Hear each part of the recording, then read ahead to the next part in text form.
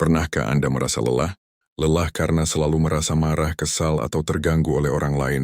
Apakah Anda sering pulang kerja dengan kepala pusing karena omongan rekan kerja? Atau merasa hari Anda hancur hanya karena satu komentar yang tidak menyenangkan? Jika iya, Anda tidak sendirian.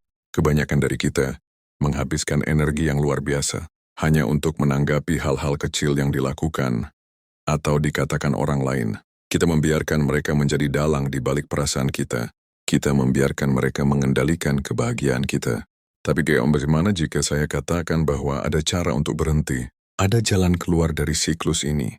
Ada sebuah rahasia yang tidak berkaitan dengan mengendalikan orang lain, melainkan mengendalikan satu-satunya hal yang benar-benar bisa kita kendalikan diri kita sendiri. Hari ini kita akan membongkar rahasia tersebut.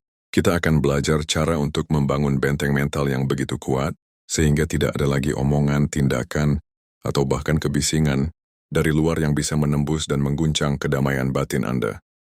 Bersiaplah, karena setelah video ini, cara Anda merespons dunia akan berubah selamanya. Memahami akar masalah, marah bukanlah sekadar emosi yang datang begitu saja.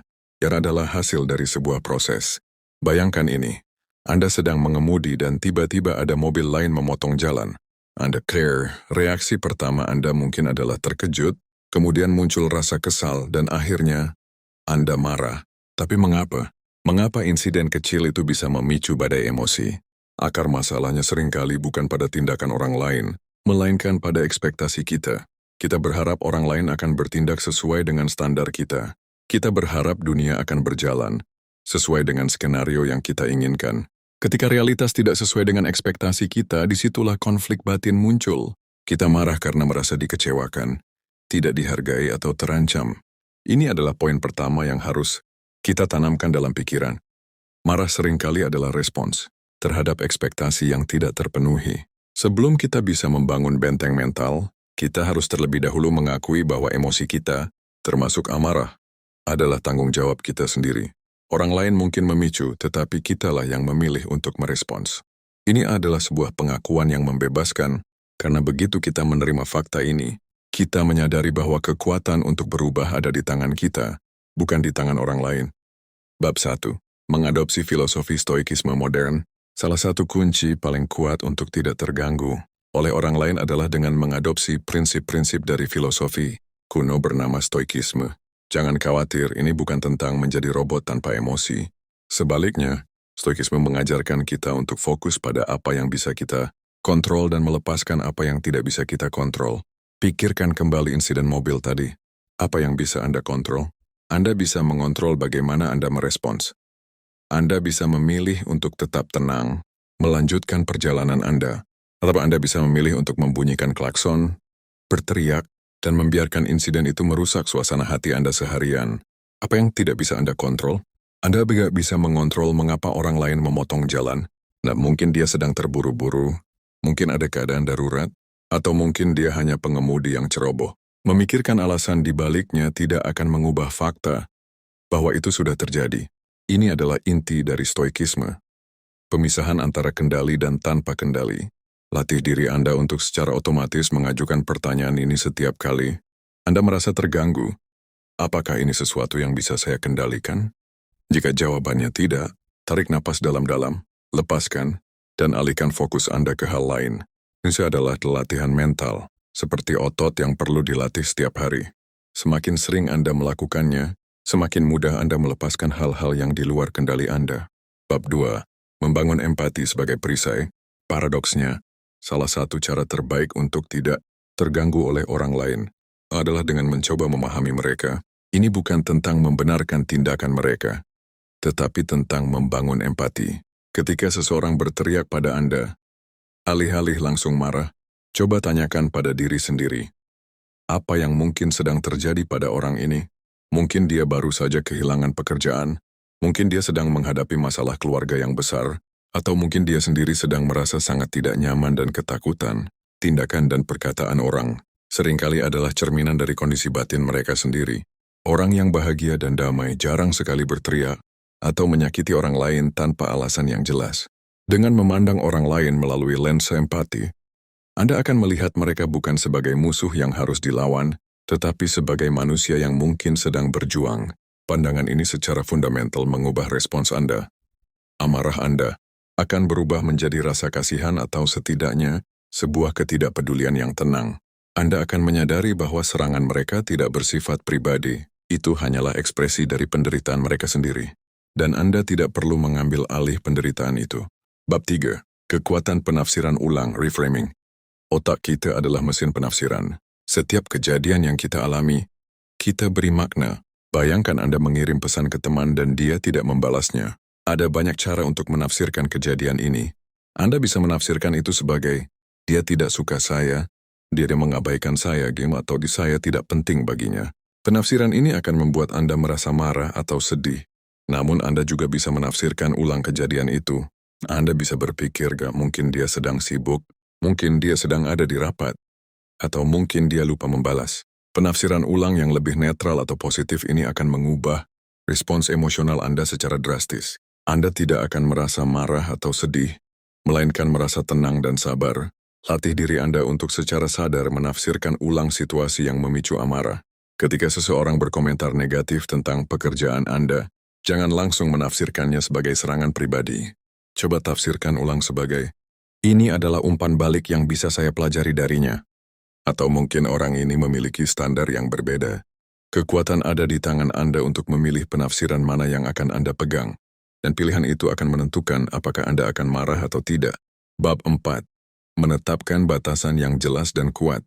Ini adalah bagian penting yang sering dilupakan. Menjadi tidak marah bukan berarti menjadi keset. Ini tidak berarti Anda harus membiarkan orang lain menginjak-injak Anda.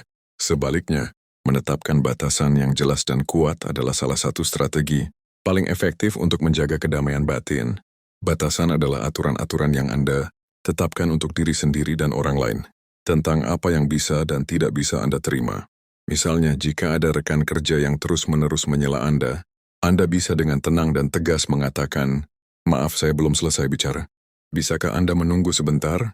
Atau jika ada teman yang sering mengeluh dan membawa energi negatif, Anda bisa membatasi waktu yang Anda habiskan bersamanya.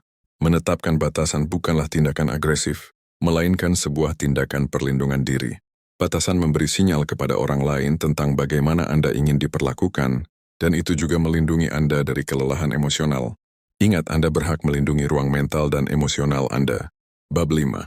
Mempraktikkan mindfulness dan kesadaran diri. Salah satu alasan kita sering terbawa amarah adalah karena kita tidak menyadari bahwa amarah itu sedang tumbuh. Kita bereaksi secara otomatis tanpa berpikir. Disinilah mindfulness atau kesadaran penuh berperan. Mindfulness adalah praktik untuk hadir sepenuhnya di saat ini, mengamati pikiran dan perasaan kita tanpa menghakimi. Ketika Anda merasa ada ketidaknyamanan, ketegangan, atau tanda-tanda awal amarah, ambil jeda. Hentikan apa yang Anda lakukan. Amati sensasi fisik dalam tubuh Anda. Jantung yang berdebar, otot yang menegang, napas yang memendek. Amati pikiran-pikiran yang muncul. Dia salah. Ini tidak adil. Saya tidak suka ini. Dengan mengamati, Anda menciptakan jarak antara diri Anda dan emosi tersebut. Anda menyadari bahwa Anda bukanlah amarah itu. Anda hanyalah orang yang sedang mengalaminya. Jarak kecil ini memberi Anda ruang untuk memilih respons yang lebih bijaksana.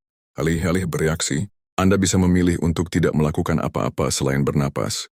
Praktek ini secara bertahap akan melatih otak Anda untuk tidak lagi merespons secara otomatis, melainkan secara sadar. Bab 6. Menerima realita yang tidak sempurna. Hidup tidak akan pernah sempurna. Orang-orang akan mengecewakan kita. Hal-hal yang tidak menyenangkan akan terjadi. Ini adalah bagian dari realita manusia. Namun seringkali kita melawan realita ini. Kita menghabiskan banyak energi untuk menuntut agar dunia menjadi seperti yang kita inginkan. Maybe amarah adalah hasil dari perlawanan itu. Menerima realita yang tidak sempurna bukan berarti menyerah atau menjadi pasif. Ini berarti melepaskan perlawanan yang tidak perlu dan mengalihkan energi kita untuk mencari solusi yang konstruktif. Jika seseorang selalu terlambat, alih-alih marah, terima kenyataan bahwa dia adalah orang yang tidak tepat waktu dan rencanakan segala sesuatunya dengan asumsi tersebut. Ini adalah contoh sederhana dari menerima dan menyesuaikan diri. Alih-alih melawan dan marah, penerimaan membawa ketenangan. Ketika Anda menerima bahwa dunia dan orang-orang di dalamnya akan selalu menjadi sumber ketidakpastian dan ketidaksempurnaan, Anda berhenti membiarkan hal-hal kecil mengguncang Anda. Anda akan menyadari bahwa kedamaian batin Anda tidak tergantung pada dunia luar, melainkan pada kemampuan Anda untuk berdamai dengan dunia luar. Misi seumur hidup. Tidak marah bukanlah tujuan akhir, melainkan sebuah perjalanan. Perjalanan ini bukanlah tentang menjadi manusia sempurna yang tidak pernah merasakan emosi negatif. Itu tidak realistis. Perjalanan ini adalah tentang menjadi seorang ahli dalam mengelola emosi Anda, dalam memilih respons Anda, dan dalam melindungi kedamaian batin Anda. Mulai hari ini, jadikan ini sebagai misi Anda. Setiap kali Anda merasa marah, alih-alih membiarkan amarah itu mengendalikan Anda, lihatlah itu sebagai sebuah sinyal untuk berhenti sejenak bernapas dan menerapkan salah satu dari prinsip-prinsip yang telah kita bahas. Gunakan amarah sebagai kesempatan untuk berlatih, untuk tumbuh, dan untuk menjadi versi diri Anda yang lebih tenang dan lebih bijaksana. Ingatlah, Anda tidak bisa mengendalikan tindakan atau perkataan orang lain, tetapi Anda punya kekuatan yang jauh lebih besar. Anda bisa mengendalikan bagaimana Anda merespons, dan di dalam kekuatan itulah letak kebebasan dan kedamaian sejati. Jadi BSC, apa satu hal kecil yang akan Anda lakukan hari ini untuk memulai perjalanan ini? Pilihan ada di tangan Anda.